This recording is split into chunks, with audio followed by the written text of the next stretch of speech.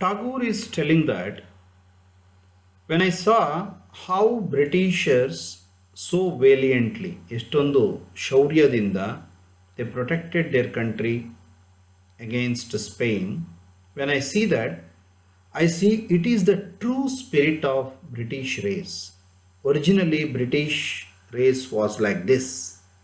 Such acts of heroism reminded me over again of the true English spirit. ಇದು ನಿಜವಾದ English spirit ಅಂದರೆ ಬಹಳ ಶೌರ್ಯದಿಂದ ಸಾಹಸದಿಂದ ತಮ್ಮ ದೇಶವನ್ನು ಪ್ರೊಟೆಕ್ಟ್ ಮಾಡಿಕೊಳ್ಳುವಂಥ ಒಂದು spirit, to which in those early days I had given my full faith and made me wonder how imperialist greed could bring about so ugly a transformation in the character of so great a race.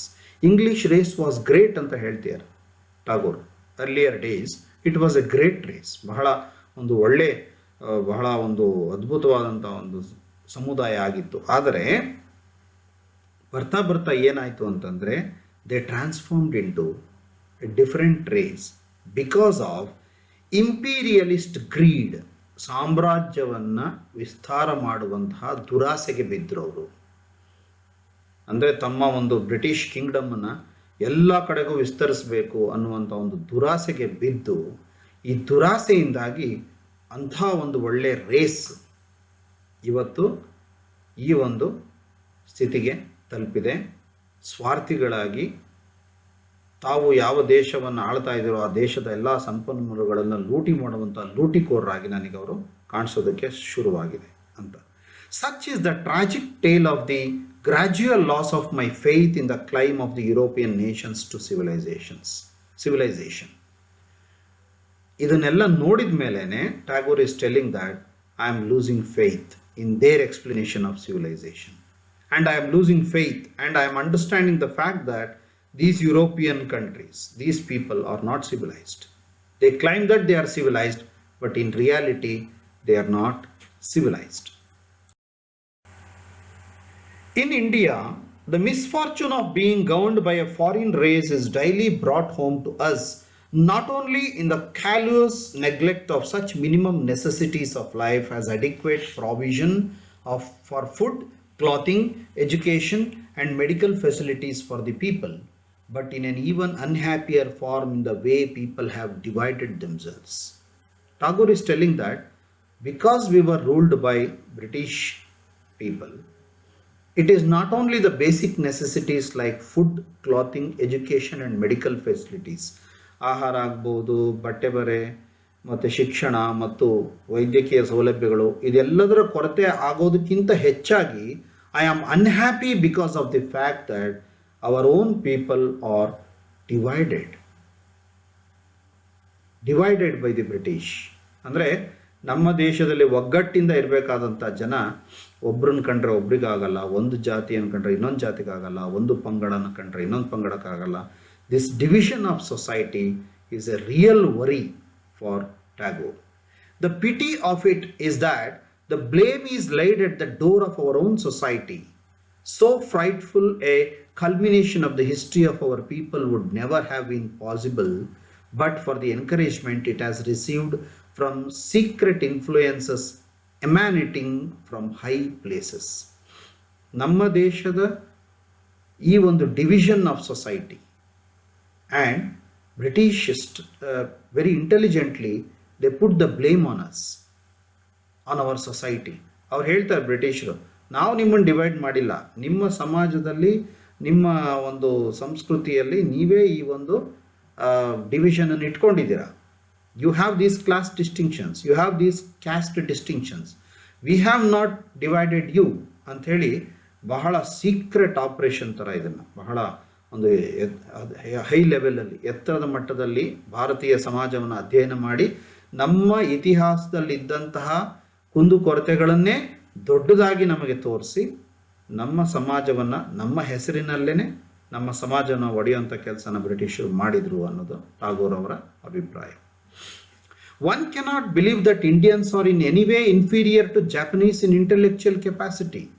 When compared with Japanese, in intellectual capacity ಅಂತಂದರೆ ನಮ್ಮ ಬೌದ್ಧಿಕ ಮಟ್ಟ, ನಮ್ಮ ಬುದ್ಧಿವಂತಿಕೆಯನ್ನು ನಾವು ತಗೊಂಡಾಗ ನಾವು ಜಪಾನ್ರಿಗಿಂತ ಏನು ಬುದ್ಧಿವಂತಿಕೆಯಲ್ಲಿ ಕಡಿಮೆ ಇಲ್ಲ, ಜ್ಞಾನದಲ್ಲಿ ನಮಗೇನು ಕಡಿಮೆ ಇಲ್ಲ. The most effective difference between these two eastern peoples is that whereas India lies at the mercy of the British, Japan has been spared the shadow of alien domination. ಆದರೆ ನಮ್ಮ ಮತ್ತು ಜಪಾನ್ ದೇಶದ ಮಧ್ಯೆ ಇರುವಂಥ ಓನ್ಲಿ ಡಿಫರೆನ್ಸ್ ಏನಂತಂದರೆ, India is ruled by British. We are under the British administration, under the mercy of British administration, whereas Japan is independent. Japan is not under the domination of any other country. We know what we have been deprived of. ನಾವು ಏನನ್ನ ಕಳ್ಕೊಂಡಿದ್ದೀವಿ, ನಮಗೇನನ್ನು ಮಾಡೋದಕ್ಕೆ ಅವಕಾಶ ಕೊಟ್ಟಿಲ್ಲ ಅನ್ನೋದು ನಮಗೆ ಗೊತ್ತು. That which was truly best in their own civilizations, the upholding of the dignity of human relationships, has no place in the British administration of this country. When British were ruling India, there was no place for what you call it as dignity of human relationships, upholding the dignity of human relationships. ಮನುಷ್ಯನ ಮಧ್ಯೆ ಇರ್ತಕ್ಕಂಥ ಸಂಬಂಧವನ್ನು ಎತ್ತಿ ಹಿಡಿಯುವಂತಹ, ಅದರ ಗೌರವವನ್ನು ಎತ್ತಿ ಹಿಡಿಯುವಂತಹ ಯಾವ ವ್ಯವಸ್ಥೆನೂ British ಅಡ್ಮಿನಿಸ್ಟ್ರೇಷನಲ್ಲಿ ಇರಲಿಲ್ಲ. Then how can you call them as civilized people? This is the question. If in its place they have established with the baton in hand a reign of law and order, in other words a policeman's rule, such mockery of civilization can claim no respect from us. One kadege British claim that they are civilized.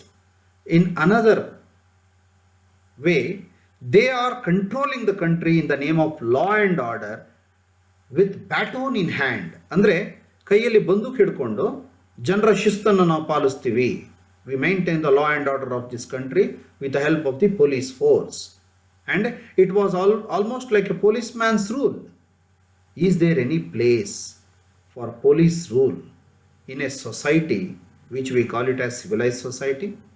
Like ಒಂದು ನಾಗರಿಕ ಸಮಾಜ ಅಂತ ಅನ್ಸ್ಕೋಬೇಕು ಅಂದರೆ ಬಂದೂಕು ಹಿಡ್ಕೊಂಡು ಆ law and ಆರ್ಡರ್ನ control ಮಾಡಬೇಕಾಗುತ್ತಾ, ಅಥವಾ ಜನರನ್ನ ಎಜುಕೇಟ್ ಮಾಡಿ, ಜನರನ್ನ ಕಾನ್ಫಿಡೆನ್ಸಿಗೆ ತಗೊಂಡು, ಜನರ ವಿಶ್ವಾಸವನ್ನು ಗೆದ್ದು, ಜನರ ಮಧ್ಯೆ ಸಾಮರಸ್ಯನ ಮೂಡಿಸ್ಬೇಕೋ, ಬಂದೂಕಿನ ನಳಿಕೆ, ಬ್ಯಾಟೋನ್ ಅಂತಂದರೆ ಆ ಬಂದೂಕಿನ ನಳಿಕೆಯನ್ನು ಇಟ್ಕೊಂಡು ಆ ಗನ್ ಪಾಯಿಂಟಲ್ಲಿ ಅವ್ರನ್ನ ಇಟ್ಕೊಂಡು ಶಿಸ್ತನ್ನು ತರಬೇಕಾ? This is the question. Civilization, we are civilized ಅಂತ when British people are claiming that we are civilized, and I have serious objections for that ಅಂತ ಟ್ಯಾಗೋರ್ ಹೇಳ್ತಾ ಇದ್ದಾರೆ. There is no respect for such claims from us. It is the mission of civilization to bring unity among people and establish peace and harmony. See, the main purpose of civilization, the main goal of civilization is to bring unity among people. ಜನರಲ್ಲಿ ಒಂದು ಒಗ್ಗಟ್ಟನ್ನು ಮೂಡಿಸಬೇಕು, ಬೇರೆ ಬೇರೆ ಜಾತಿ, ಪಂಗಡ, ಧರ್ಮಗಳ ಜನರನ್ನ ಒಟ್ಟಾಗಿ ಸೇರಿಸಬೇಕು, ಹ್ಯೂಮನ್ ಬೀಯಿಂಗ್ಸ್ ಥರ ಅವ್ರನ್ನ ಟ್ರೀಟ್ ಮಾಡಬೇಕು. And not only that, we have to establish peace and harmony in the society. ಸಾಮರಸ್ಯ, ಶಾಂತಿ ಮತ್ತು ಸಾಮರಸ್ಯವನ್ನು ಸಮಾಜದಲ್ಲಿ ಎಸ್ಟಾಬ್ಲಿಷ್ ಮಾಡಬೇಕು. But in unfortunate India, the social fabric is being rent into shreds by unseemly outbursts of hooliganism, daily growing in intensity right under the very edges of law and order. ಆದರೆ ಭಾರತದಲ್ಲಿ ಬ್ರಿಟಿಷರ ಆಡಳಿತದಲ್ಲಿ law and order ನೇಮಲ್ಲಿ ಪ್ರತಿದಿನ ಜನರ ಮೇಲೆ ಶೋಷಣೆಗಳು ನಡೀತಾ ಇತ್ತು, ಜನರನ್ನ ಒಡೆಯುವಂಥ ಕೆಲಸ ಆಗ್ತಾ ಇತ್ತು, ಒಬ್ಬರ ಮೇಲೆ ಇನ್ನೊಬ್ಬರನ್ನ ಎತ್ಕಟ್ಟುವಂಥ ಕೆಲಸ ಆಗ್ತಾ ಇತ್ತು. That is why I will never consider these European people are these British people as civilized people. Their claim against civilization cannot be accepted ಅಂತ ಟಾಗೋರ್ ಹೇಳ್ತಾ ಇದ್ದಾರೆ.